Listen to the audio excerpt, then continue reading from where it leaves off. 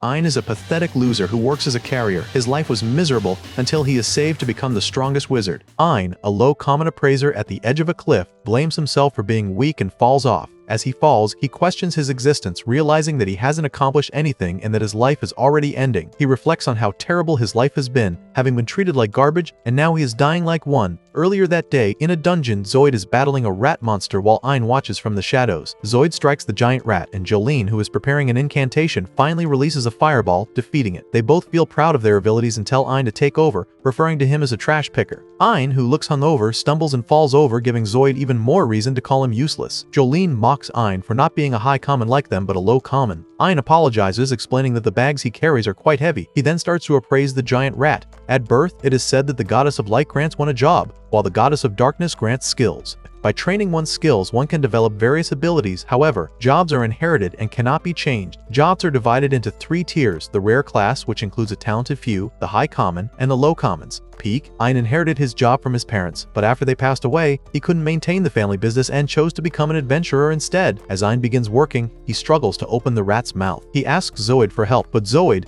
being the jerk that he is, refuses and kicks Ein away. Jolene then tells Ein that they put themselves on the line to keep him safe and that he should show more gratitude. Ein apologizes and suddenly finds the strength to open the rat's mouth, while also hearing degrading comments from Jolene. Zoid tells him to hurry up with his disgusting work and join them. Ein has no choice but to endure their mockery, just to survive. He blames it all on his job as a lowly appraiser, or as Zoid would say, trash pickers. While still exploring the dungeon, they come across the corpse of a hellhound. Zoid, thinking they are lucky, asks Ein to collect useful materials from it. However, Ein finds this strange, just like any reasonable person would, as the guild intel states that this type of monster shouldn't be in that dungeon. Zoid kicks him again, insisting he do his job. Ein has no choice but to obey. He appraises the hound while Zoid and Jolene act all lovey-dovey. They reach a fork with 2 tunnels, one has a hellhound corpse in it. Zoid commands Ein to go retrieve it, but Ein is scared and realizes it's an obvious trap. He points out that, according to the guild map, there should be only 1 tunnel. Zoid tells him to stop whining, and Ein begs them to leave. Zoid goes ahead into the tunnel with Jolene, who tells him to go back alone. Ein, being a scaredy cat and also because he remembers that no other party was willing to take him,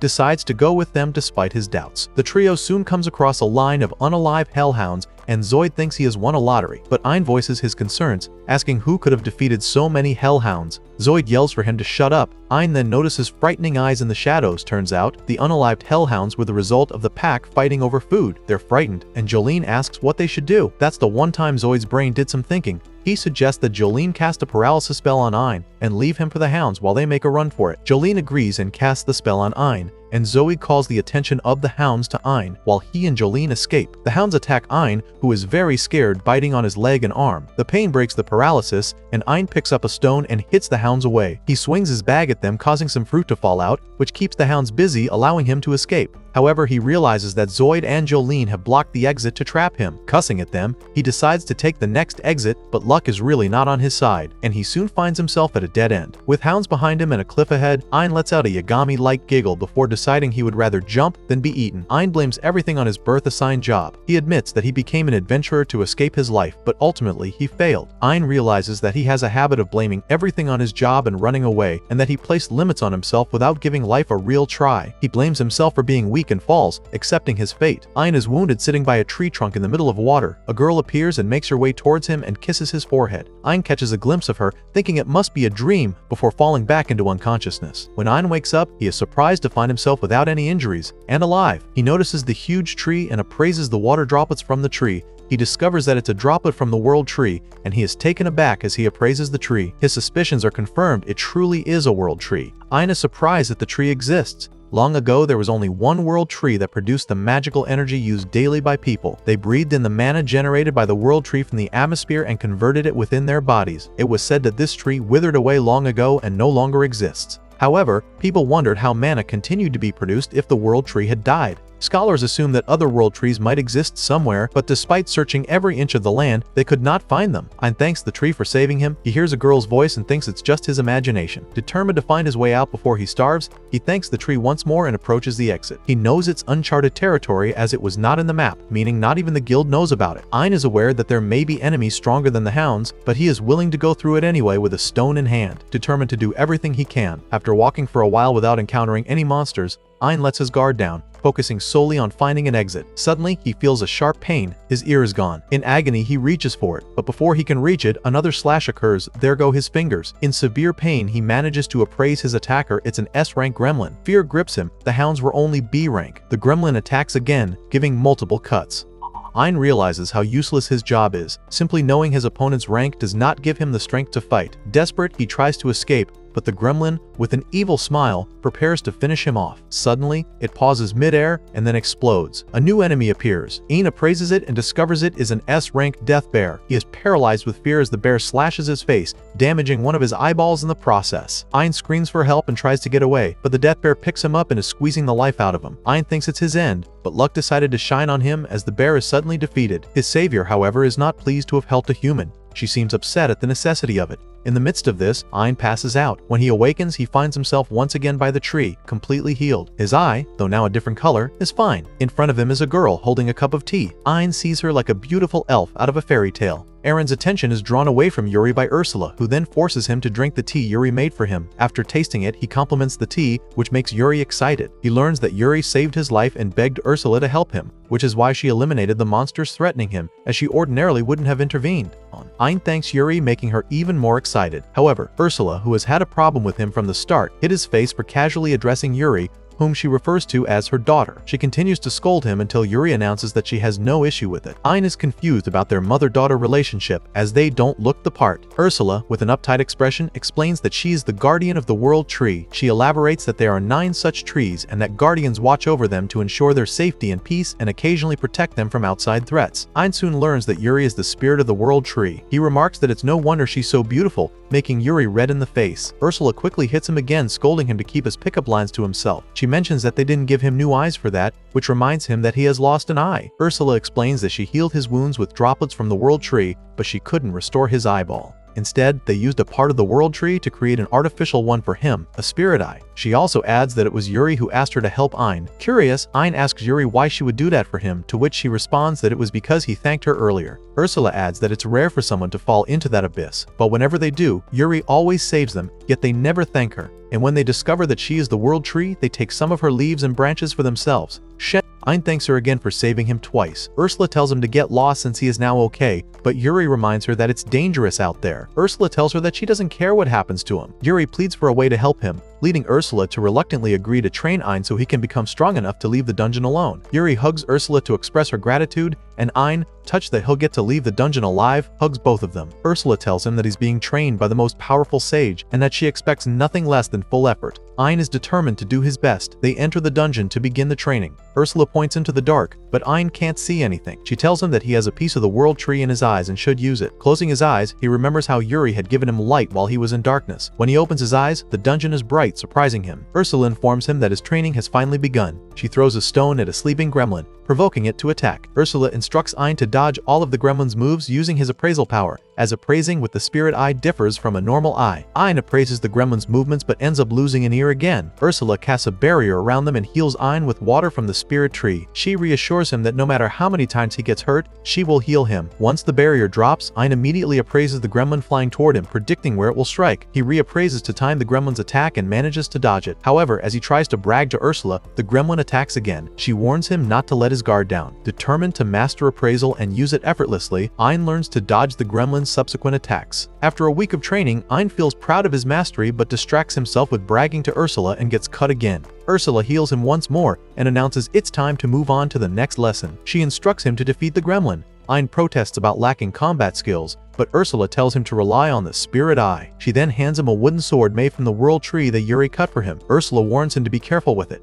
With the barrier down, Ein prepares for battle against the gremlin. He attempts to strike as the gremlin charges, but it dodges the attack. Ursula tells him he is too slow. He tries again, but the gremlin evades him once more. Ursula reminds him that moves aren't the only thing the spirit eye can appraise. Realizing this, Ein focuses on the trajectory of the gremlin's attacks, so he enters super appraise mode, seeing the gremlin's movements in slow motion. Finally, he lands a hit, taking down the gremlin. Ein is excited to have defeated an S-rank monster. Ursula tells him it's early to start celebrating and instructs him to defeat all the gremlins there. Meanwhile, Yuri is worried about Ein. Back in the dungeon, Ein defeats all the gremlins. For the next lesson, Ursula instructs him to appraise a gremlin's ability and make it his own. She explains that appraisal is about reading information on an opponent, understanding it, and then making it your own. She adds that with the spirit eye, he can also acquire experience. Ein gives it a try, and although it works, it's quite painful. He confirms that he has acquired the gremlin's ability to run super fast, but he tears a muscle because his body cannot keep up with the speed. Ursula heals him and urges him to keep running. Ein continues to try again and again, getting healed repeatedly until eventually his muscles stop tearing. While stretching, Ein informs Ursula that he's ready to take on a death bear, but she tells him he's not ready yet. To help him, she instructs him to appraise her abilities. When he asks what her abilities are, she doesn't hesitate to demonstrate by lighting him up like he's going through a Super Saiyan transformation. Ursula explains that it's an ability called Discard Incantation, which allows one to use magic by simply thinking about it, instead of going through the process of making an incantation. She then instructs him to appraise both the discard incantation and the fireball. Ein tries again but gets burned once more. Ursula heals him and he informs her that he was able to acquire the discard incantation. They try again and he appraises the fireball but gets burned yet again. Ein trains for 5 days with the new abilities he has gained. He collapses a couple of times, but the world tree droplets come to the rescue. After about half a month of training, Ein is capable of shooting out thousands of fireballs at once. He has also learned to cast mid-level magic. With his newfound abilities and training, he's finally ready to fight the death bear. As they watch from the shadows, Ein feels nervous, but Ursula reassures him that he is stronger than before, encouraging him to put his training to use and win. She then pushes him onto the battlefield. With his new abilities, Ein fights the bear and eventually defeats it with 100 rounds of fireballs. He is surprised at how easily he was able to defeat a death bear. After defeating the bear, Ein appraises its ability. Ursula tells him that he now has to defeat monsters as he makes his way to the surface, concluding his training. They're back by the world tree. Ursula tells Ein that Yuri has a present for him. She hands him a crystal, the remainder of the world tree's spirit core, and adds that she'll make him a new artificial eye with it. Ein declines the gift, stating that it's the source of Yuri's power. Ursula tells him that he is only borrowing it and that it will return to the dungeon once he is no longer alive.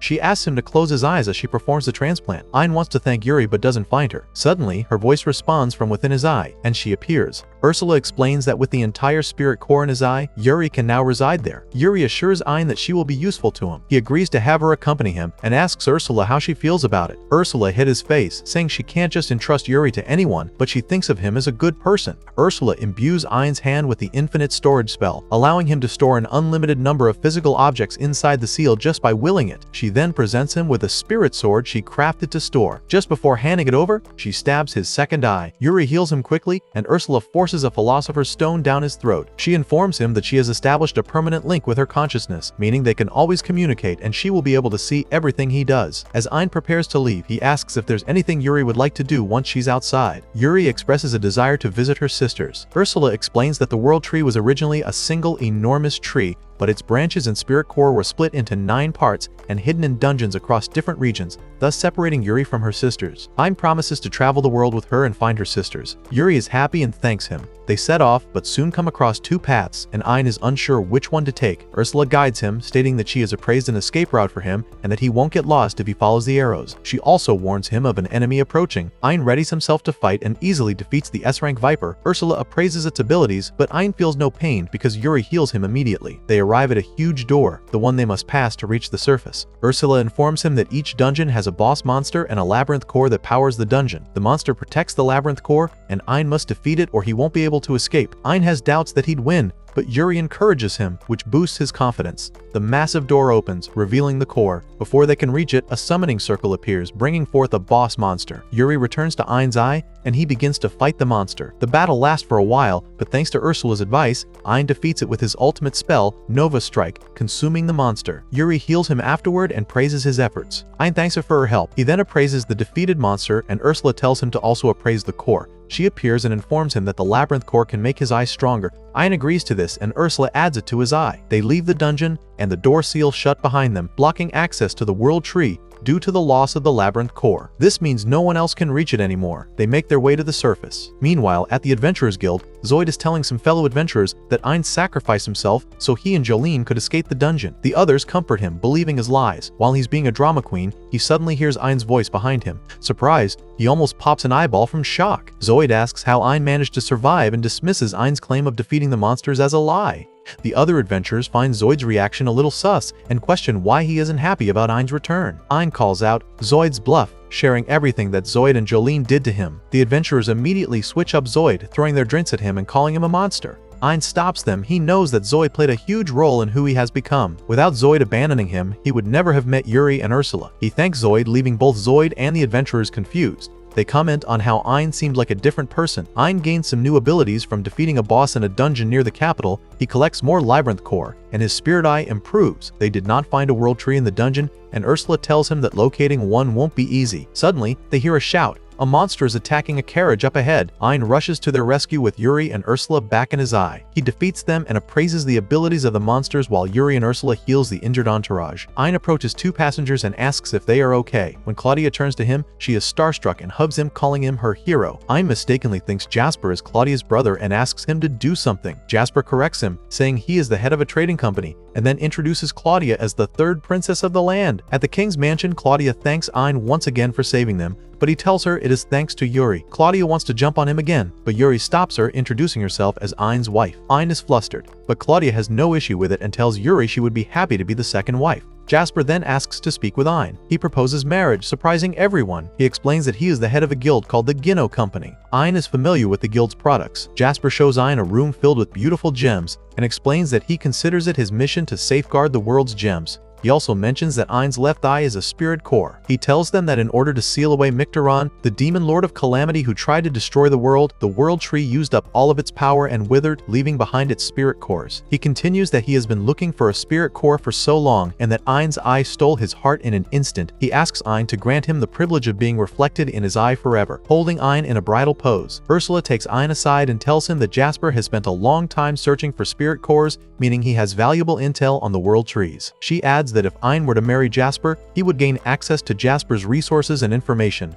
increasing his chances of finding hidden dungeons. Ein returns to Jasper and tells him that while he can agree to be friends, he is not ready to marry him. Jasper agrees and tells Ein that he is free to stay there moving forward. Ein then asks Jasper if he has any leads on other spirit cores, to which Jasper confirms he does, but warns that they are located in very dangerous areas. Ein asks for more information, stating that he might be able to retrieve the cores. The trio is at the secret dungeon that Jasper told them about. Ein hopes that one of Yuri's sisters is inside. He assures Yuri that he'll make sure she gets to see her. Upon entering the dungeon, Ein reaches a dead end. However, Ursula informs him that the wall is fashioned with a teleportation spell and that touching it would transport them deeper into the dungeon. Ein touches the wall and finds himself in a new area within the dungeon, but Ursula tells him that the whole jungle is a mirage. Suddenly, he hears the voice of a little girl greeting Yuri. Yuri appears and greets Pina, her little sister, who is looking at them from a mirror. She is surprised to see her sister teamed up with a human. Yuri asks Pina where she is, but Pina responds that she'll be waiting for Yuri at the end, adding that Yuri shouldn't get lost along the way. Pina wishes them luck, mentioning that she has set a ton of traps in the dungeon and reminds them that they are monsters too. She warns that she cannot guarantee they'll reach her in one piece, setting a challenge for them. Ein accepts the challenge and Yuri returns to his eye. Ein begins his journey to find Pina. However, Pina senses that Ein has ulterior motives, planning to reveal his true nature. With Ursula's help, Ein manages to escape all of Pina's traps, much to her frustration, as she had intended to embarrass him in front of Yuri. Next, an S-rank humanoid attacks Ein by casting a sleep potion. Pina thinks that would be it, but Ein has ability resistance so it doesn't work on him. Pina is more upset, but Ein tells her he's just doing what he can do for Yuri. He then defeats the humanoid and appraises it. Suddenly, he is struck by a rock, indicating that something is attacking from the shadows. Pina wonders why he hasn't taken any damage, but it turns out Ein has a nullify ambush ability. Frustrated, Pina consoles herself that Ein won't be able to harm the silent ants because of their stealth ability. With Ursula's assistance, Ein identifies their location and defeats the ants with a gravity wall attack. He appraises their abilities. Pina is taken aback by his skills. Ein continues to defeat several more monsters, further frustrating Pina, who starts to wonder what he truly is. Meanwhile, back in the city, Zoid walks into a bar where the other adventurers whisper among themselves about him. He approaches Jolene and tries to talk to her, but she warns him to stay away. Two other adventurers step in to protect her. Zoid insists that Jolene was the one who cast the paralysis spell on Ein, but she breaks down crying, claiming he threatened her when she didn't want to do it. The two men grow angry and throw Zoid out of the bar, stating that no one will ever join a party with him again. Zoid is furious and blames Ein for surviving. He decides to take on a very difficult solo quest, something impressive enough to restore his reputation. Zoid's quest leads him to the same dungeon where Ein is, with the task of defeating a C-rank monster. He accidentally touches the wall and is transported into the dungeon jungle. Unaware of the traps, he falls into a trap and thinks it's the end, but finds himself back in the dungeon. Zoid hears Pina's voice, who informs him that no one can truly get unalived in her dungeon. When faced with a life-threatening situation, they are teleported back to the start. She bids him farewell, but Zoid, determined, goes back in, repeatedly trying and getting injured along the way. Eventually, he comes across a huge monster. Just as he prepares to attack, the monster hits him away. In immense pain, Zoid hears Pina's voice again, offering him the option to give up and leave. However, Zoid refuses. The monster inflicts more damage and is about to finish him off when, unexpectedly, the monster is defeated by Ein. Zoid is about to thank his savior but is shocked to discover it's Ein. He asks what Ein is doing there, and Ein responds that he came to clear the dungeon. Ein then appraises the S+ rank monster. Zoid finds it hard to believe that a low common like Ein can defeat such a monster with one swing. Ein heals Zoid with the water from the world tree before causing him to faint. As Zoid loses consciousness, he hears Ein telling Pina to return him outside, leaving him confused about what's happening. Ein then reaches the boss monster's chamber, the final obstacle before reaching Pina. He assumes that defeating the boss monster will seal off the dungeon, but Ursula explains that it should be fine as long as the labyrinth core is not destroyed. The door opens to reveal another jungle on the other side. Suddenly, the ground begins to vibrate, and Ein activates his flight mode. He realizes that the enemy is the ground itself. A portion of the ground elevates, exposing a massive tortoise. Ein attacks it with a fireball, but it has no effect. His other attacks prove ineffective as well. He then comes up with a plan and takes a chance flying straight towards it. At ground level, Ein waits for the monster's attack. Ursula warns him that he's being reckless and might get crushed. The monster raises a leg to stomp on him, but as suspected, its physical attacks cannot hit Ein because it is an illusion. He casts a dispel spell, revealing the monster's true form, a small tortoise. Ursula praises Ein for figuring out what even she could not. He appraises the tortoise, and Ursula feels a sense of familiarity with it. Pina, still upset that none of her plans have worked, tells Ein he should defeat the tortoise, as it's the only way to clear the dungeon. Ein eventually convinces her to meet with them, without having to harm the cute tortoise. Pina and Yuri hug each other, happy to see one another. Pina then playfully teases Yuri about her feelings for Ein. Ein feels happy that Yuri has met one of her sisters. Pina expresses her desire to go with them, saying she's tired of being underground and promises to give Ein her spirit core. They agree to take her, and suddenly the tortoise jumps down from Ein's shoulder and transforms into a girl. She is Pina's guardian, Kurohime. Ursula and Kurohime reunite. Ein then asks Kurohime for permission to take Pina to the outside world. Kurohime agrees and requests to go with them as well. She gives him her Philosopher's Stone, which will allow her to travel with Pina. She demonstrates her ability, revealing that she can create barriers, claiming she would be useful to him. Ursula then adds Pina's spirit core to Ein's artificial eye, while being rude of course. Watching Yuri and her sister together,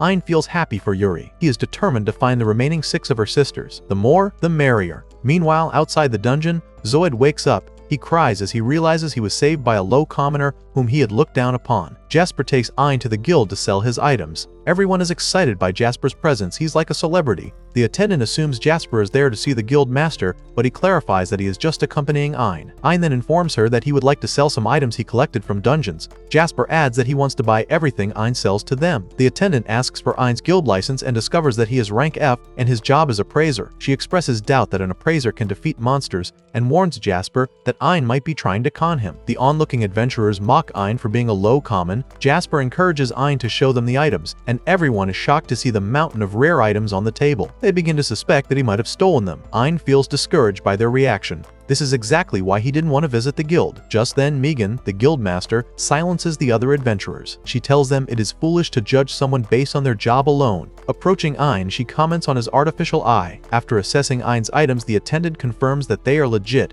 Everyone is surprised and Jasper vouches for Ein. The girl apologizes for looking down on him earlier. Megan also apologizes on her behalf, saying that even if their fates are decided at birth, life is fun because there are those who refuse to fit into such boxes. Ein is touched by her words, telling her that if there are people like her, he is glad he decided to come. Megan states that she admires strong people, and he is exactly the kind she wants in her guild. She encourages him to think about joining and then leaves. The attendant instructs Ein to wait in the waiting room while she processes his items. Jasper tells Ein to also give her the items he obtained from clearing the secret dungeon. Everyone is amazed, crowding around him with questions, but Ein manages to escape and runs away. At Jasper's mansion, which is now also Ein's, he is taking a bath. He feels exhausted from all the attention. Just then, Yuri comments about the moon and he agrees before realizing that she shouldn't be in there. Pina then appears and puts some weird thought into Yuri's mind, causing both Yuri and Ein to become flustered. Ursula also joins them and scolds Ein for having inappropriate thoughts about her daughter. After leaving the bath, Ein finds Kurohime and they have a nice discussion. He learns that there are 7 spirit cores. She explains that even though the first world tree withered, her spirit core was not completely destroyed, meaning the eldest sister, Echidna, is most likely still alive somewhere with her guardian. However, no one knows where they are. Kurohime asks Ein if he is going to give up, but he refuses. He insists that the information doesn't change the fact that he wants to help Yuri find her family. Kurohime realizes that Ein has a special power that draws people close to him. The next day, Megan visits Ein and Jasper.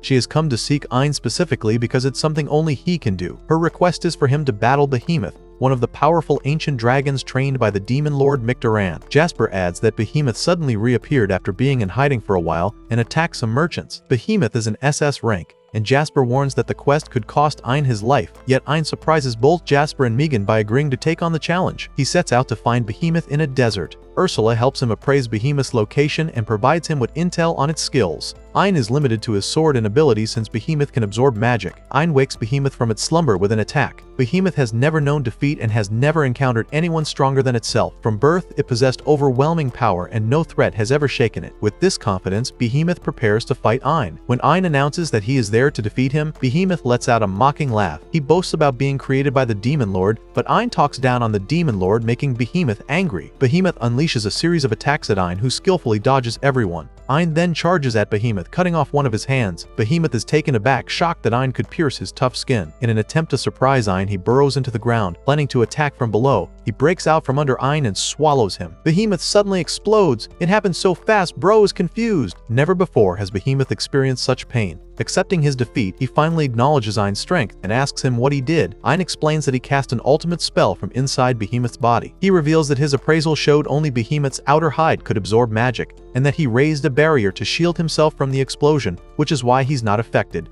Ein also mentions that he cast an illusion spell when they first met, and that Behemoth was merely chasing his mirage when he went underground until he released the spell. Ein concludes that Behemoth's downfall came from his overconfidence. After Behemoth passes, Ein feels pity for him. Next, Ein appraises Behemoth's abilities. Yuri, Pina, and Kurohime soon appear, praising Ein for his strength, but he says it's all thanks to them. At the castle, Ein meets with Claudia, who informs him that her father wants to see him. Just then, Claudia's father enters, appearing stern and intimidating. Ein stutters a greeting, but to his surprise, the man is not as mean as he seems. The king refers to Ein as Claudia's future husband and expresses gratitude for defeating Behemoth. He bows to Ein, thanking him for saving Claudia, but Ein humbly shifts the praise to Yuri once again. The king compliments Ein on his modesty, saying that he seems like someone who won't be drunk with power. He also adds that Ein will eventually become a person of great standing. Before he leaves, the king gifts Ein a watch engraved with the royal crest, granting him the freedom to go wherever he pleases. Ein knows that the king's gift will greatly benefit him in his quest to find Yuri's family. Meanwhile, in the city,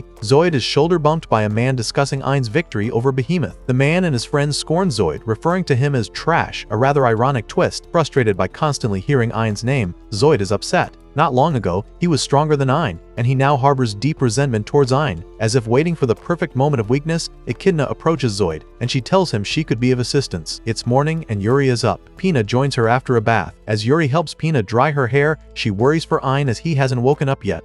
Pina assures her that it is probably just fatigue, according to Kurohime. To take Yuri's mind off worrying, Pina suggests they go shopping to prepare something for Ein to get him back on his feet. Yuri is excited about the idea but fears the dangers of them heading out alone for shopping, but Pina assures her that it's all good. Zoid is curious about what Echidna wants, and Echidna mentions that Zoid has a grudge against Ein. Zoid is surprised, seeing as she knows, and Echidna has an evil grin. Ein drifts in his dream to his life back as a worthless appraiser. As usual, he gets talked down on and insulted by Zoid, who calls him weak. Ein, seeing this, and pissed and rejects it, but the dream still keeps going. He sees himself being shredded by the hellhounds, how his life would have ended if he hadn't escaped and met Yuri. His dead self makes it extra creepy by waking up all torn and battered, just to diss Ein. The gist of it is that Ein got lucky, and that he isn't original as his powers are borrowed from Yuri. This does bad things to Ein's self-esteem. It was probably the terror of the moment or just the raw shock of seeing how he looks that creeped him out, but Ein wakes screaming. Ursula is waiting by his bedside as he wakes. Ein doesn't seem to remember much about how he ended up in bed, and Ursula explains to him that he exhausted himself and slept for a while. When Ein asks, Ursula mentions that Yuri and Pina left to shop, and from My Hero Academia, hibernating even on the liveliest days. Like seriously, the dude just woke up. Ursula mentions that he was screaming in his sleep, to which Ein explains that he had a bad dream. With the ideologies he generated from his dream, he tells Ursula that he hasn't changed from the trash he was before.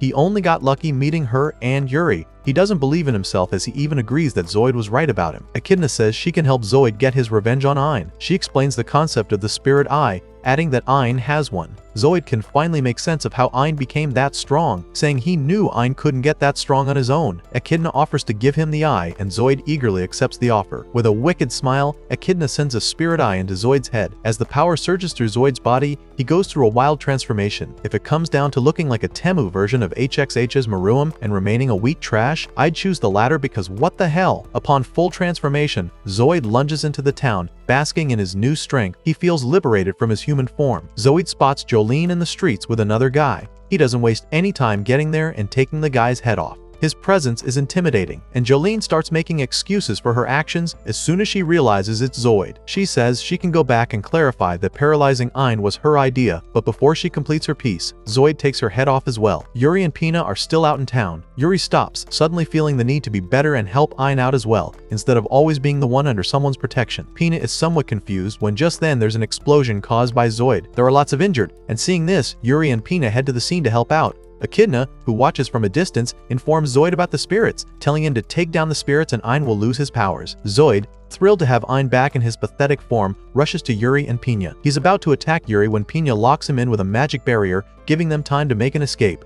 Zoid's attacks to take down the barrier don't work. Echidna informs Zoid that breaking the barrier with random attacks is impossible, suggesting he use anti-spirit's art, a power given to him, to counter the barrier. Zoid adheres to this and easily takes down the barrier with a single hit. He catches up with Yuri and Pina, and this time, he easily destroys Pina's protective barrier. Yuri gets in front of Pina and tells her to run, but Zoid finally gets his hands on Yuri, squeezing her like he's trying to let some paste out of a finished toothpaste. Zoid insults Yuri for giving her power to Ein, and adds that now she'll die because of him. Just then, Ein comes to the rescue. Zoid lets go of Yuri in reaction to Ein's attack, while Ursula and Kurohime arrive as well. They apologize for coming a bit late, but Yuri says she knew they'd come. She was very scared, obviously. Ein asks them all to get back into his eye, and they do, as he readies to fight. He tries to appraise Zoid, but it appears Zoid has a concealment skill, and according to Ursula, Zoid's skills are enough to deceive even a spirit god's eye. Zoid tries to attack Ein, but Ein parries Zoid away. This does nothing to Zoid as the fight intensifies. Ein tries to use a magic barrier but gets warned that it won't work on Zoid. Zoid easily breaks Ein's barrier. Echidna is confident and impressed with her barrier, and is sure that Ein will be unalived by Zoid. Zoid starts taunting Ein,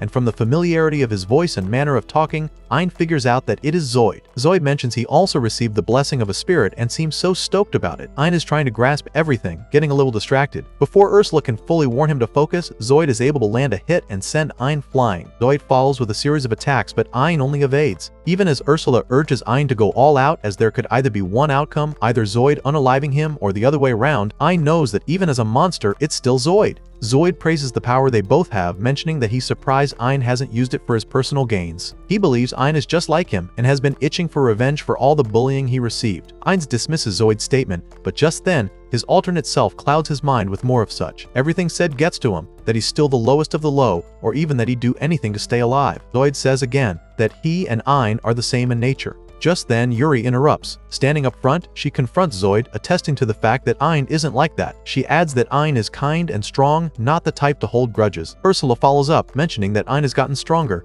and not only in his abilities but also in his heart. The courage and kindness he has to help people with his power and many other good things he's done aren't something he got from Yuri, but something he had and cultivated on his own. Ein's alternate self still tries to put doubt in his head. Yuri mentions that meeting Ein changed her fate and is the reason she'll be able to see her family. At this point, Ein is in tears and genuinely asks if he has gotten stronger, to which Ursula and Yuri affirm. Zoid is getting impatient and continues to, together with Ein's alternate self, talk down on Ein. But this time, Ein is more grounded. He's ready to become the Ein Yuri and Ursula believes he is. With that, he unleashes his power. Zoid is stunned at the amount of magical power emitting from Ein. Ursula is impressed, mentioning that Ein is ready to be a real guardian. Ein assures that he won't waver anymore and that he'll become strong enough to save everyone. Ursula says that since Ein has acknowledged his powers, he'll be able to use 100% of the spirit's power. Zoid tries to attack Ein but gets bodied. The difference in power level is so clear, and this time Zoid can't break Ein's magical barrier. Ursula assesses that Zoid is just 10% compared to Ein's 100%. This isn't a close matchup. It's like if Usopp took a swing at Garp. Zoid pleads for more power from Echidna, but guess who gets dog-walked either way? Turns out the only noticeable change is a messed up face, and Ein makes a finishing blow with his sword. Even as he defeats Zoid, Ein still lends a helping hand. Zoid is pissed. He hates the fact that Ein is acting all good and strong, helping even as he's weak. To Ein, there is no problem with helping without reason, or having courage even when weak. Ein mentions that if he could change, then so can Zoid, and once again lends out his hand. Zoid, remorseful, reaches out to Ein's hand. The chaos is over, and Zoid is arrested for good. Ein deduces that someone took advantage of Zoid's situation and gave him the spirit power. He just wonders who and why. Echidna picks up what remains of the spiritual eye she gave to Zoid. Her main aim all these while was to collect Ein's battle data, and with that accomplished, she reveals that her plan is off to a good start. Although she didn't anticipate that Ein wouldn't kill Zoid but use cleansing magic to defeat him instead, she has sealed Zoid's memories of the incident. Hence, the loose ends are tied. She leaves the scene promising to free a certain person, Mikdoran. It is just a regular day at Ein's abode,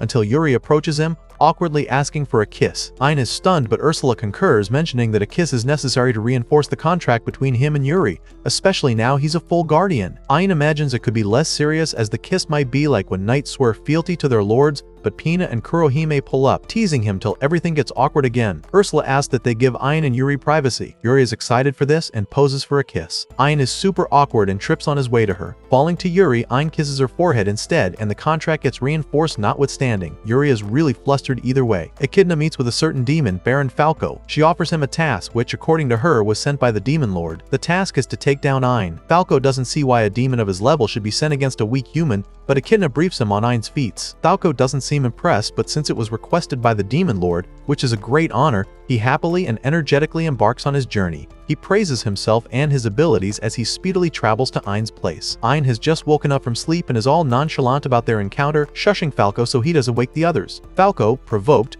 unleashes his ultimate attack but gets slapped away by Ein. Almost the level of disrespect Luffy gave Kaido. Before Falco hits the ground, Ein catches up with him and finishes him off mid-air. At least Falco got to experience the power gap between them before blacking out. As Ein appraises Falcon's abilities, the others finally join him from their sleep. Pina teases Ein, mentioning that he must be stronger than Ursula for him to be able to take on an enemy without her assistance, and Ursula proves her wrong with a devastating submission hold on Ein, only that it doesn't matter if he submits. Ein and Yuri visit the castle the next day to check out the Forbidden Library. They come across Claudia on the way, and she escorts Ein for some distance before stating she doesn't have permission to continue. The librarian grants access, and since Ein has the Silver Watch Pass given to him by the king, he is able to make it through. However, Yuri and Ursula can't join him as there is a powerful barrier blocking them. Ein continues on his own till he gets to the library. On arrival, Ein is wowed by how vast the library is, which is a lot of work considering he's searching for a clue. Just then, he notices a girl fall from up top and rushes to the rescue. She is the librarian, flustered but in a nonchalant way. After Ein introduces himself, she mentions she is Alice. Alice questions why Ein is at the library, and he reveals that he needs to research secret dungeons, further explaining that there is someone very important to him and he wants to help her find her family. With that, Alice grants him a book with information on the secret dungeons. Ein is excited only to be stunned when Alice asks how Yuri is.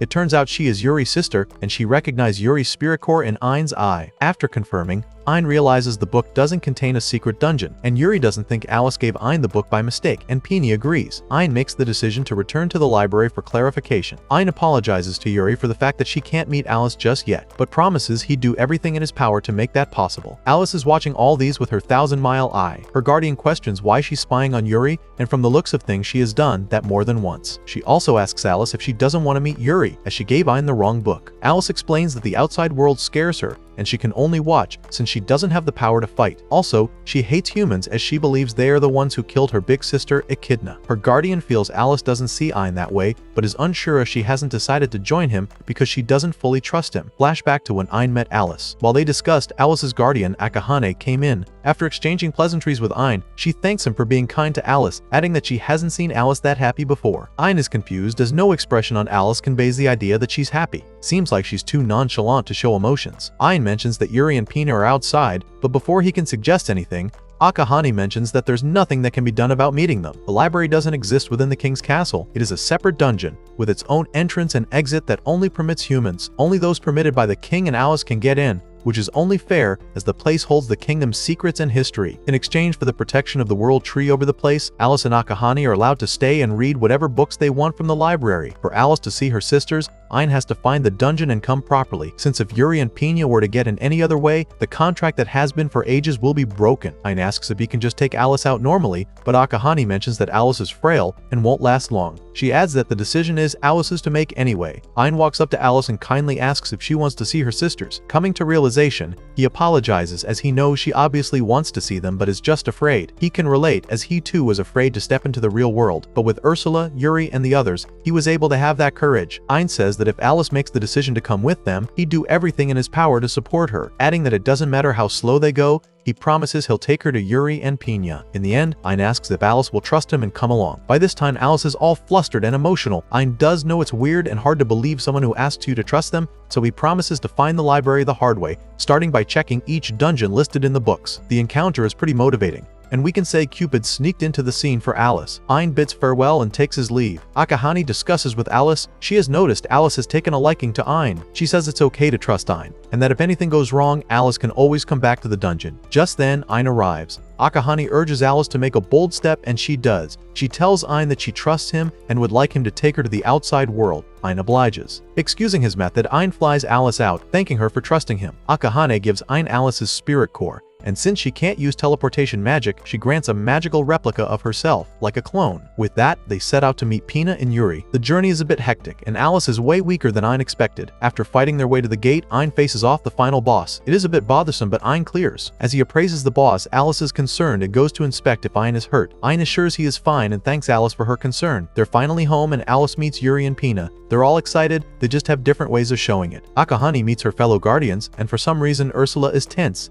A little bit more than when she met Kurohime. Yuri excitedly hugs Ein, thanking him for bringing Alice. Alice's reaction stirs Pina's teasing nature. To investigate if Alice likes Ein, Pina also hugs Ein, creating a bait that Alice falls for. Pina continues to taunt and tease Alice, and when Ein tries to intervene, he gets confronted with the question of whether he likes Alice. Ein is at a sauna, and awkwardly enough, together with Yuri and the others, they keep on taunting him, making him super uncomfortable. Away from all this, Ein asks Ursula about processing Alice's spirit core, and Akahane gives him her Philosopher's Stone, as she'll love to help too. Ursula asks Ein to get down in preparation for the process. Suddenly, Alice steps out but slips and falls. In an unfortunate turn of events, she grabs onto Ein's shorts for balance, accidentally pulling them down. This leaves Ein feeling even more awkward and embarrassed. Megan and Jasper pay Ein a visit at his home. After exchanging whimsy pleasantries, they get to the business that brought them there. By the king's request, Ein is offered a task to vanquish demons terrorizing the Reishik domain. Demons have been locked away for centuries by a dimensional wall, but have lately been on the rampage. Ein inquires from Ursula and the others, but Ursula protests about helping mere strangers, reminding him that their goals are set elsewhere. Ein mentions that he was a stranger too when Yuri and her helped him. He can relate to the plight of facing an overwhelming enemy and wishes to help these people in need, as Ursula and Yuri once helped him. Yuri and the others agree with Ein, and Ursula does see some point and joins in, saying she's fine with it if Yuri is in. Ein accepts the task. A man and his daughter, together with a group of people, head into the woods. They are all gloomy, like they are in an apocalyptic era. The daughter complains to her father about her hunger, and he assures her she won't suffer that for long, as they are heading to a place where she won't have to suffer anymore. She seems excited, imagining it to be like heaven, where she believes her mom is, but her father looks bothered. They get to their destination, and just then, the ground starts shaking. Unlike the confused girl, the others are well aware of what is going on. Mentioning that Lord Hydra, a demon, is coming, they all prostrate themselves. They came with the intent of seeing the demon and making a sacrifice, which is offering the man's daughter to the demon. The man moodily tells his daughter to go to the demon, referring to it as God. He says that it will take her to heaven, although he won't be joining her at the moment. He is already sobbing when his daughter, who is trying to be brave, consoles him, telling him not to cry about her since she won't be there to wipe his tears, as she had when he wept over her mother. He is more heartbroken to know that his daughter was aware of everything all the while. She rushes to the demon. Lord Hydra complains about their lateness, but is impressed by the offering, as its different heads seem eager to consume. Just as the girl shakily requests that the demon take her to heaven,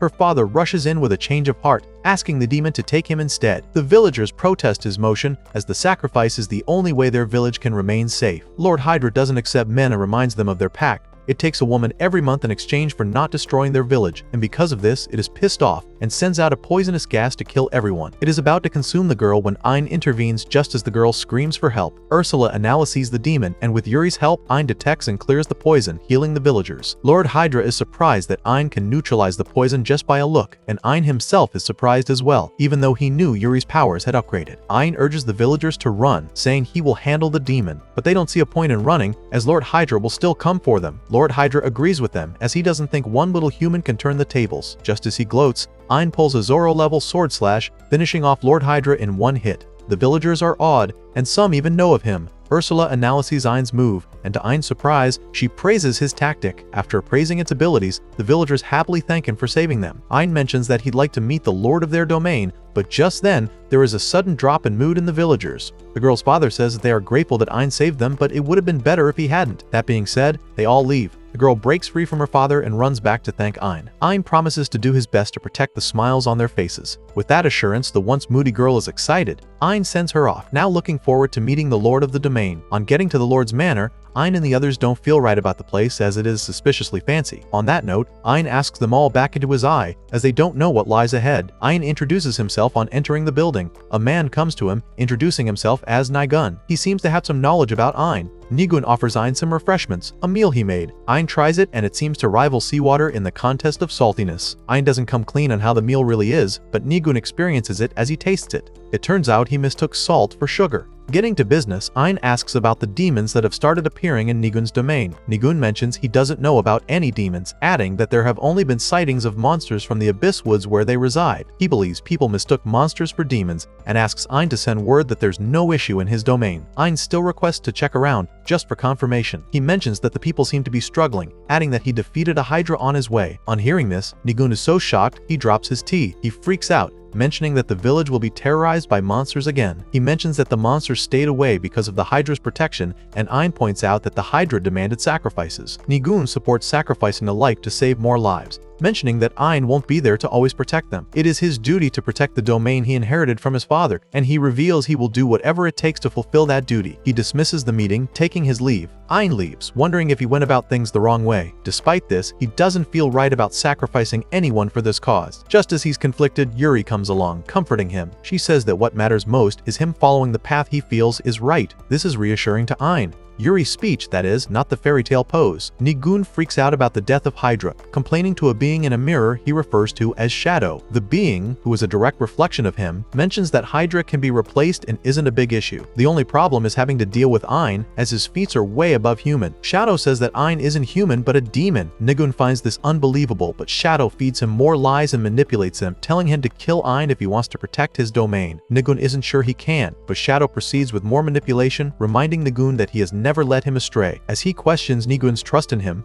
Nigun finally bends to his will. As Nigun takes his leave, being jolly about killing Ain like someone swapped his mind with Chucky's, Shadow mocks the fact that humans are easy to control. He is eager to take over Nigun's body, and maybe, just maybe, he'll be able to tell the difference between sugar and salt. Ain inspects the walls of the village. They are damaged and there's no one at the watchtower, which makes it easy for monsters to invade. Ain sees a villager and introduces himself, but she flees, saying she knows nothing as soon as he asks her about the land and its lord. Ain notices the pattern is the same as with other villagers and suspects that they all fear Nigun. Even so, he can't back down as he won't be able to protect a single smile if he does. Coming across another villager, Ain requests permission to question him. The villager doesn't run or anything and says there's nothing to talk about. He mentions that the military and hunters have been there before and couldn't do anything. They ended up turning their back on the villagers and he doesn't think Ain will be any different. The man mentions that as soon as the Hydra was slain, monsters attacked and wrecked the place. As he laments, he asks Ain to go home as an advice. Just then, Ain walks up and using his magic, heals the land. Dude is literally earthbending, planting seeds and making them germinate. The man is surprised, but Ain doesn't stop here. Ain moves over to the walls and creates a really high and thick one to prevent the monsters from invading. Bro thinks he's in Attack on Titan. Ain tells the man to let him know if there's anything else he needs, asking the man to resolve to live again instead of resolving to die. He wants to help and pleads that the man let him. The man is still shocked but bursts into laughter. He mentions that Ain's request to help is the second he has received, with the first being from Nigun's father. After telling Ain about Nigun's father's good qualities, he mentions that things went sideways when Nigun took over. It was around that same time that the Hydra appeared. The man reveals that Nigun made a sacrificial pact with the Hydra. Nigun ruled with an iron fist, and those who could no longer endure his tyranny never returned after seeking an audience with him. The man mentions that he'll start believing again because of Ain. Ain, feeling emotional promises to do his best. Just as the man takes his leave, Ain senses a huge horde of monsters heading towards them. Ain is determined to save the village, no matter what it takes. Ain stands ready to defend the villagers. It won't be easy, but seeing the villagers giving up and remembering how they trusted him, Ain resolves to do his best. He asks the villagers to stand back, then flies into the sky and fires an attack at the approaching monsters. However, he only inflicts minimal damage. There are still thousands of them coming closer. The monsters take to the air toward Ain, but he annihilates them all. Next, he uses the Gravity Well spell to eliminate more monsters, including one that tries to sneak up on him. He continues casting spells, destroying the monsters set by set. The villagers, who had been running for their lives, stop and are surprised to see that Ain has defeated all those monsters by himself. Pina warns Ain that he will collapse if he keeps fighting this way, but Ain insists that he won't go down until he defeats every last one. He summons an expansive slash spell as his final move. Its range grows until it covers all the monsters. Ignoring the spirit's warnings, he slashes, defeating all the monsters at once. Feeling satisfied, he finally collapses to the ground. Yuri rushes over and heals him. Ain thanks her, and just as he's about to ask about the villagers, Mia happily jumps on him. The rest of the villagers express their gratitude for saving them for the second time. One of the villagers feels motivated and says they can't keep being helpless. They need to start fighting for themselves instead of waiting for death. The motivation is contagious and soon everyone is fired up as well. Yuri and Ain are happy to see the villagers' newly found will to live. Ain says he's glad to be a little more like Yuri now. She saved him and gave him dignity, confidence, and courage, and now he has been able to share some of that with the villagers. He declares that he wants to stay by her side. The villagers fawn over their conversation, embarrassing both of them. One of the villagers states they won't let Nigun push them around anymore, but Nigun immediately appears behind him, terrifying everyone. Regaining their courage, the villagers stand up to Nigun. Nigun accuses them of being fooled and claims that Ain is a demon trying to take control of the Reishik domain. The villagers don't believe his story. One of them boldly states that even if Ain were a demon, he would rather be ruled by him. Nigun is disappointed. Another villager supports the idea that they want a lord who will fight alongside them, just as Nigun's father once did. Nigun begins to lose his mind and calls for Shadow's help. He pulls out a mirror, and Ain immediately tries to appraise it, but he cannot read it. Meanwhile, Shadow is prepared to proceed with his long-term plan. Ain tries to prevent Nigun from opening the mirror, but it's too late. A dark aura quickly surrounds Nigun, taking him into his subconscious. Nigun asks what he should do. Shadow tells him to follow his instructions and everything will get better. He then says that the villagers are useless if they won't obey, and Nigun should eliminate them like he did his father. Nigun, feeling confused, responds that his father was ill, but Shadow laughs and reveals the truth. In the past, when Nigun was young and with his father, the villagers loved his father. Nigun idolized him and wanted to be a great lord like him, but he was clumsy and weak. Other children avoided playing with him, believing he was sick and contagious. One day, he overheard some villagers say he wasn't his father's biological son but was just found. As he ran away in tears, he stumbled and fell into a puddle, utterly heartbroken. At that moment, Shadow appeared, taking on Nigun's appearance. He assured Nigun that it was fine to be different from his father and that he should simply be himself. Nigun asked who he was, why he was there, and why he looked like him. Shadow ignored the questions and just said he's Nigun's imaginary friend, asking him to keep it between them. Nigun was thrilled since he'd never had a friend before. They became inseparable and Nigun seemed much happier. Then one day, Nigun's father fell ill. Shadow provided Nigun with a recipe for a herb to help his father recover. Trusting Shadow, Nigun prepared it for his father, who drank it happily, but his condition only worsened. Nigun continued preparing the herb until his father passed away. Heartbroken, Nigun felt lost, but Shadow promised to help him rule. Fast forward to the present, Shadow finally reveals that Nigun had unknowingly poisoned his father with the herbs. Meanwhile, Ain is desperately trying to reach Nigun. Nigun feels betrayed and overwhelmed with guilt. Shadow had deceived him with illusions. Shadow also reveals that he lied about Ain being a demon. In fact, he is the demon. Shadow's original plan was to control Nigun's father and establish a route to export humans to the demon realm. But Nigun's father never let his guard down. Instead, Nigun made a great pawn, easy to control. Shadow admits that he has sent many humans to the demon realm thanks to Nigun. Then he finally delivers the bitter truth. Nigun is weak and unfit to be a lord. Nigun falls apart. The dark aura intensifies, completely covering him. When it finally clears up, Nigun is different. Shadow is taken over. Ain asks who he is and Shadow delightfully introduces himself as a viscount among the 5 ranks of demon nobility, Shadow the Enticer. Ain asks Shadow where Nigun is, and Shadow replies that Nigun is still in the body, just weak. Shadow managed to take over because of a tiny bit of messing with Nigun's feelings. Ain is upset. Shadow blames Ain for Nigun's current state, insisting that his plans had been going well. He had been using Nigun to weaken the territory's defenses and ship humans off to the demon realm, but Ain's appearance messed up the plan. Now, Shadow feels he has no choice but to end Ain himself. Shadow claims that Ain won't be able to hurt him as long as he's in Nigun's body. When Shadow attacks, Ain quickly restrains him with a barrier, but Shadow breaks through it with ease. Shadow summons demons from the ground to attack the villagers. Ain immediately defends them and builds a barrier to keep the villagers safe. However, Shadow approaches with more monsters and breaks the barrier, allowing the creatures to leap toward the villagers. In a moment of quick thinking, Ain uses body doubles to fight off the monsters. While distracted, Ain is hit by Shadow's punch, which leads to a flurry of additional blows from Shadow. Ain wants to strike back but hesitates, remembering that it's Nigun's body he would be attacking. The spirits tell him that being on the defensive won't help him, but Ain is afraid of harming Nigun. As Shadow continues to punch him and grows increasingly frustrated, he tries to provoke Ain with taunts, urging him to sacrifice Nigun to save the villagers. Ain flatly refuses and calls out to Nigun, but Shadow is confident that Ain will never reach him. Despite bleeding, Ain approaches Shadow. Shadow, annoyed by his resistance, punches even faster and harder. The girls beg Ain to stop. Even Yuri's healing magic cannot keep up with the injuries he's sustaining. Ain grabs Shadow by the collar and headbutts him. Meanwhile, inside the body, Nigun remains depressed, blaming himself for everything. Suddenly, he hears a voice calling his name. It's Ain. Ain tries to remind Nigun of his wish to protect the village, like his father did. Nigun remembers his father's words that he will become a great lord someday, and tears begin to fall. Meanwhile, the villagers summon their courage and agree to fight off the remaining monsters themselves. Nigun realizes that what he did is unforgivable, but he understands that facing the truth is hard and he can't move forward if he doesn't. Gathering his strength, he stands and walks toward the light, following Ain's voice. Shadow regains his composure and declares that Ain's resistance is futile. Just as he is about to attack again, he loses control of the body. He yells at Nigun to give up, insisting that he'll never leave the body. Nigun says that's better and only takes over half of the body. He thanks Ain, then Nigun pulls out a dagger and plunges it into his own chest. Ain wants to rush to him, but Ursula stops him, insisting that Nigun's sacrifice should not be in vain. Nigun falls to his knees with Shadow struggling. In an emotional speech, Nigun admits that he realized Shadow was no ordinary illusion. He acknowledges that what Shadow did was terrible, but Shadow saved him and was his friend. Shadow pretends to be touched and reminiscing about their memories, only to say that Nigun was merely a pawn at his disposal. He says that weakness is a sin, and that just seeing Nigun makes his blood boil. Refusing to waste any more time pretending to be friends, Shadow chooses to abandon the body. Shadow exits Nigun's body, taking on his original hideous form,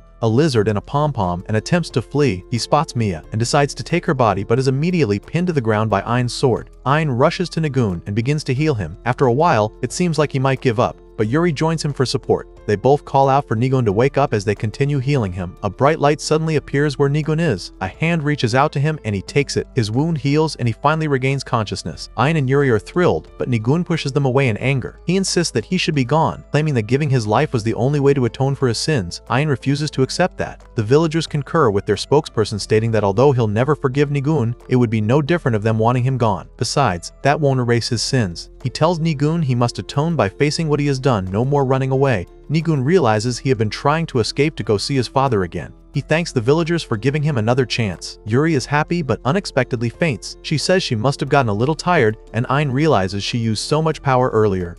He carries her off to rest against a tree. While holding her, Ain reflects on how he might have been like Nigun if Shadow had found him first. Anger rises within him and he vows to make the demons pay for exploiting people's weaknesses. Everyone stands around worried about Yuri's condition. Meanwhile, Shadow, still pinned to the ground, complains that he cannot end up like this and crawls out in an even smaller form. However, his escape is cut short by a barrier placed by Pina. Ain joins them and has some questions for Shadow. He asks why Shadow was targeting him, but Shadow refuses to answer. As Ain is about to finish off Shadow, the latter pleads for his life. Shadow promises to provide information if Ain sets him free. Ain agrees, but Ursula does not. Shadow reveals that an order has been given to eliminate Ain. When Ain asks about the source of this order, Shadow begins to say the name, but he bursts apart. Ursula notes that it appears a spell was cast on Shadow to activate if he disclosed sensitive information. They realize they are dealing with a cunning enemy. As Ain is about to leave, the villagers thank him for his help, but Mia is saddened to see him go. Ain promises to visit her again. Nigun approaches Ain to thank him personally and requests one last favor. He wants Ain to continue supporting the Rashik domain. He mentions that monsters frequently invade Rashik territory, and Ain's support would mean a lot. The villagers echo Nigun's plea, leaving Ain speechless. Back to the capital. In the palace, Ain is surprised to learn that they want him to take charge of the Rashik territory. The king explains that he intended to grant Ain a noble title as a reward anyways, but Nigun requested the transfer of the territory to Ain and has voluntarily turned himself in.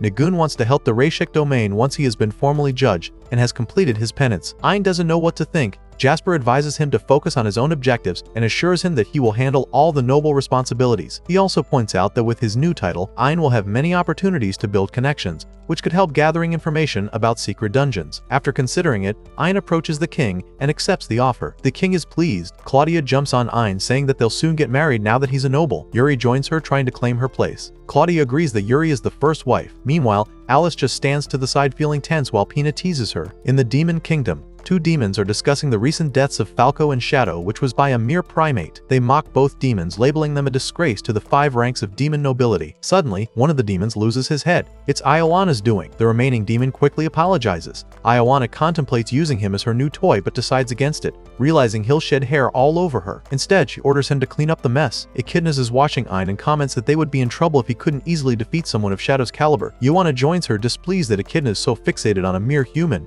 Echidna asks if she thinks any mere human could defeat Falco and Shadow. Luana wonders if she should test that. Echidna smirks and asks Ioana to run an errand for her. She wants Ioana to bring back one of the World Tree spirits, adding that Ain will be there since his goal is to visit the spirits of the World Trees. Now intrigued, Ioana accepts the task and feels confident about eliminating Ain and bringing back the spirit for Echidna. As she's about to leave, she realizes that her ride has run out of juice. She asks Echidna to dispose of it for her and leaves on her own. Echidna is amused and returns to watching Ain, She says he must strive to become even stronger. Meanwhile, at the mansion, Yuri asks Ain what he wants for lunch, but before he can respond, there's a knock on the door. It's Alice, who says she needs to talk to Ain about something important. Ain invites her in just as Pina appears out of nowhere, excited for what she thinks is a love confession. Yuri shares in the excitement and wants to join in. Alice clarifies that it's a serious issue. She explains that she's been using her 1,000-mile eye to search for world trees and has found one. Ain urges that they should go see it immediately. Kirsch says she's in favor. Ain and the girls are startled by her voice and look around. Alice spots her first laying on the bed. Kirsch greets everyone, and they all turn to her. Ain panics, but Yuri rushes over to hug her big sister only to land on the bed. Kirsch laughs, explaining that it's not her real body. Ain is surprised to see another sister, while Pina tells him that Kirsch is the second oldest. They introduce themselves, though Ain feels awkward. Alice brings the conversation back on track, and Kirsch informs them that a world tree is currently being targeted by a demon, and they could use Ain's help. She says they're holding out, but they are unsure how much longer it can last as the demon is quite powerful. Ain immediately agrees to help and asks where the tree is located. Kirsch reveals that she is not the one being targeted. Alice says it's May's tree. Yuri tells Ain that May is the youngest sister. Ain asks about May's guardian, and Kirsch explains that May's guardian died long ago while trying to protect the tree. Kirsch has now taken on the responsibility of being May's guardian. Ain recalls that it was said they couldn't leave their trees, but Alice clarifies that the eldest sisters are high-level spirits, all capable of independent movement to some extent. Ain now understands the situation. Kirsch says her current form is merely a double. Her real self is still with May, protecting her, but she doesn't know how much longer she can hold out. Alice asks if Kirsch's evil eye can't defeat the demon. Kirsch believes she could potentially do it if she went all out, but that would destroy May's tree and affect the Reishik domain. Ain realizes that Kirsch's mask is meant to seal her evil eye. He wonders just how powerful the demon is. This time, it's not just him the demon is targeting, but a spirit as well. Ain is determined not to allow that to happen. He expresses his desire to help Kirsch and May, and everyone agrees. Ain asks Kirsch to hang on a little longer, and she responds positively, saying goodbye. Next, Ain heads to the secret dungeons. It's a forest. Ursula warns him that it is enchanted with powerful curses. Ain continues walking. He knows the way with Alice's help. As he walks deeper into the forest, they realize the strange lack of monsters. Says the locals had mentioned the area teeming with tough monsters. Ursula explains that sometimes monsters can sense a being's strength and avoid approaching recklessly. Taking advantage of this, Ain decides to move quickly. He flashes across the forest until Ursula tells him to stop. Something is approaching. Looking up, Ain sees a swarm of bees and a demon among them. She introduces herself as Hornet the Indestructible, a count of the 5 ranks of demon nobility. Hornet orders her worker bees to attack, but a bear suddenly appears, annoying her. She commands her bees to deal with the bear first before returning her full attention to Ain, saying how defeating 2 demons has made him proud. She plans to humble him this time. As her bees swarm around Ain, Hornet is excited, but he suddenly disappears and reappears behind her,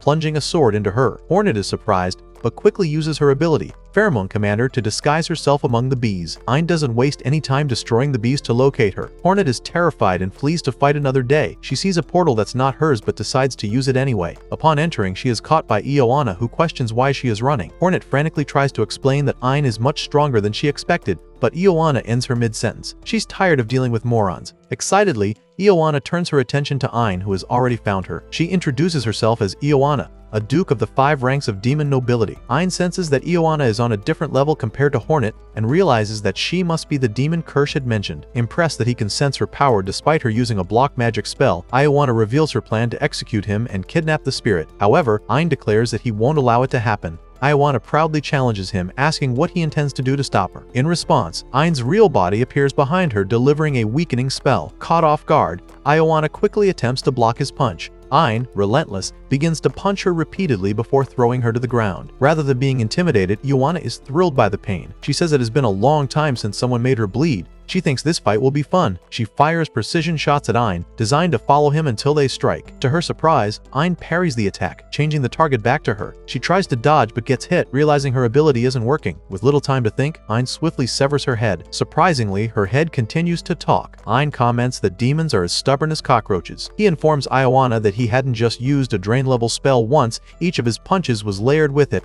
leaving her weaker than the monsters in the area. Yet, Ioana remains proud and refuses to let someone she calls a lowly rabble take her abilities. She opens a portal to escape, insisting she would have won if Ain hadn't resorted to a cowardly ability like Drain Level. Angrily, she swears to defeat him next time. Ain wants to pursue her but is stopped by Ursula. They need to ensure Kirsch and May are safe first. Alice leads Ain to a huge tree cocoon. Although it seems obvious, Alice explains that ordinary people can't see it. Ain realizes that his spirit eye allows him to perceive it, while Ioana likely couldn't see the cocoon but could sense its energy, which explains her blind shots. Just as Ain wonders how to enter, the cocoon opens. Kirsch's voice invites them inside. Once they step inside, Pina and Yuri emerge, admiring the surroundings. Kirsch calls out to her sisters, and this time, Yuri seizes the opportunity to hug her while Pina does their secret handshake. Ain is relieved that they are safe and asks about May. Kirsch shows him that May is taking a nap. Ain approaching her. She's an adorable little girl. Ain doesn't want to wake her. However, as he steps away, he accidentally steps on a stick, causing it to snap. May's eyes fly open. Seeing Ain, she begins to wail loudly, and Ain is instantly terrified. Ain tries to comfort May, who is crying. He smiles at her, but this only worsens it. Fortunately, Yuri appears to help, and May's face lights up when she sees her. Pina and Alice too. Ain is relieved that May has stopped crying,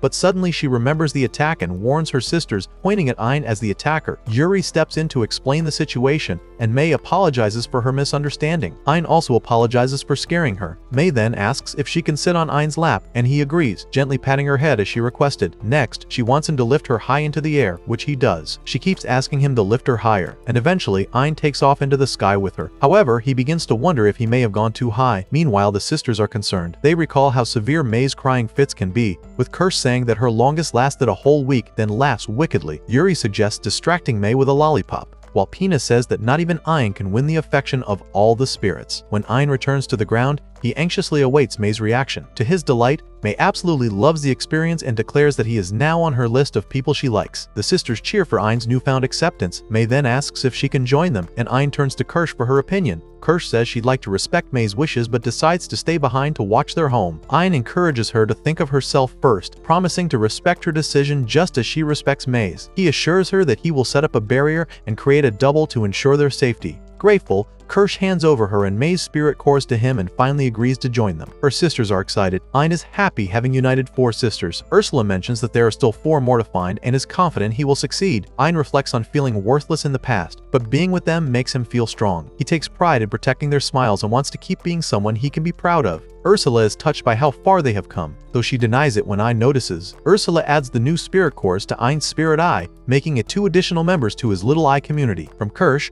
Ain gains the evil eye of nothingness, and from May, he receives the power of tree creation. His artificial eye levels up, now enabling him to appraise auras. Kirsch warns him to avoid overusing the evil eye to prevent side effects. Ursula explains that with appraising auras, he can assess tremendous athletic abilities. High-ranking demons can manipulate auras and attack with them, but oddly enough, Yuana underestimated him and didn't bother to use it. Lastly, Ain's sword is enhanced with the Smite evil power, enabling it to cut through magic and absorb an enemy's aura for strength. Ain is thrilled by these upgrades. He feels he will be on equal footing against the demons now. Meanwhile, Echidna holds a meeting with the nobles of the demon realm to discuss finally eliminating Ain. Ain and his companions arrive at the mansion in the Reishik domain where Nigun lived. He suggests they clean the mansion. However, everyone has something to say while Kirsch is drunk and asleep, and May is throwing a tantrum. It's a rough start and Ain is already feeling stressed. The cleaning begins and Ain pairs them up to make the task easier, each spirit with their guardian and Alice with him. Everyone gets to work. While Ain and Alice clean the library, she thinks about how she's alone with him. This is her chance to confess her feelings. Ain, noticing her hugging a book, comments on how in love she seems and adds that he feels the same. However, Alice misunderstands him, thinking he means he is in love with her. Despite Ain talking about his love for reading and the smell of paper,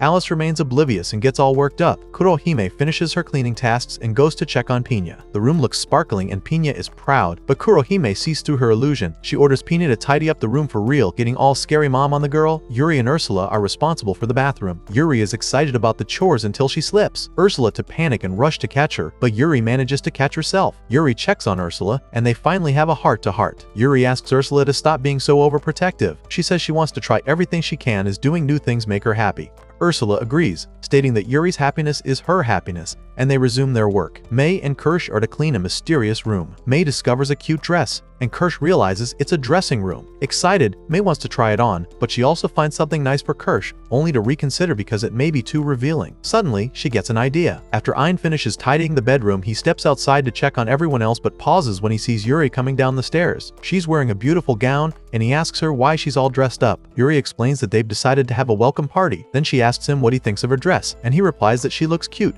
which makes Yuri very pleased. Ain offers to help with the party preparations, but Yuri pulls him along, saying they've already set everything up and it's also a surprise party to thank him for all that he does. She leads him into a room where the rest of the sisters and guardians are gathered, all dressed up. Kirsch has even started drinking. Ein is starstruck. He feels like he is in one of the most luxurious situations imaginable and tells them all how beautiful they look. Pina hands him an outfit to try on, but Ein refuses. Yuri looks sad, and Ursula threatens him, insisting he put it on. Ein changes into the outfit, and Yuri absolutely loves it. Alice is too shy to even look, while May beams with pride, happy that she chose the outfit, and Ein thanks her for it. Yuri then pulls Ein onto the dance floor. Alice looks sad and wants to turn away, but Yuri invites her to dance too, assuring her that it will be more fun together. Pina joins them, and Kurohime provides the music. Everyone is having a great time, smiling happily. Later, Yuri and Ein take a moment alone outside. She thanks him for helping her reconnect with her sisters. Ein promises to find the others, and Yuri says she's counting on him. She expresses how much fun she's having and wishes they could keep enjoying moments like this forever. Ein reassures her that they can because, with her and the others, each day becomes more fun than the last. He tells her that being with them makes him happier than anything and promises to do his part to make every day better and better. Yuri is pleased.